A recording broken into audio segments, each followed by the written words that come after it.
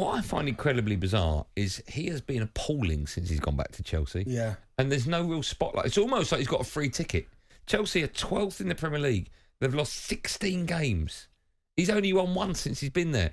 His team last night, and it is his team, were utterly embarrassing. You look at the amount of players that they've got, the amount of money they've paid for these players, the long contracts. This is, by the way, not his fault. The long contracts they've got. That club at the moment is a shambles. Do you know what?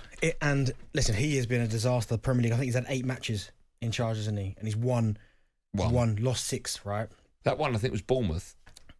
Yeah, right? Away. And they I think it was 1-1. I think they won 3-1. Yeah. And at 1-1, Bournemouth had chances to kill that game off.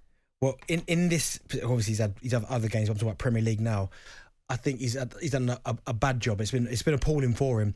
But I think last night I had a slight bit of sympathy for him last night watching the game because they missed that many chances. Now they are nothing that he can't do anything about it. Mudryk, they paid how much money for him? 80 million. Side foot, middle of the box, completely doesn't get anything on it. You've got Kai Havertz, who I think is another one in the summer. I think they need to get rid of. Let him go. Header.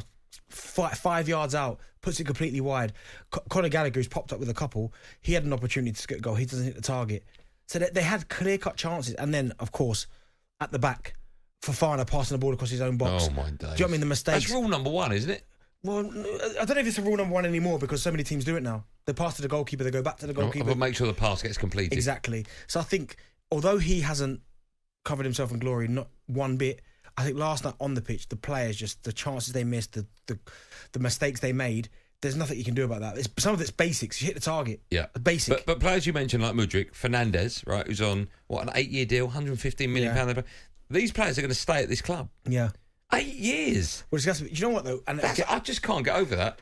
I think for Mudryk, if Pochettino is the new manager, and I've been there, he has to have a run of games. They paid a lot of money for him. He's in and out. He can't really get a bit of momentum going. But I think if he gets a goal, if he'd have got a goal early on in his Chelsea tenure, then he probably would have stayed in the team. We would have probably seen him look better. But that finish last night was no confidence whatsoever. No. Absolutely. No. He could completely get the wrong part of his foot on it. What's that down to? Confidence or just he's not up for it? Confidence. It's confidence in a run of games, timing. Because sometimes when you play, when you're in a kind of a rich vein of form, it's all natural. Like, you don't have to really think about anything. The ball comes to you, you finish it off, just stroke it in. It's like his second nature. Don't even think about it, just in the net. For him, at the minute, he's overthinking everything. So as that ball's coming from Lewis Hall, he's probably thinking, right, I've got to hit the target. I've got to get something on it.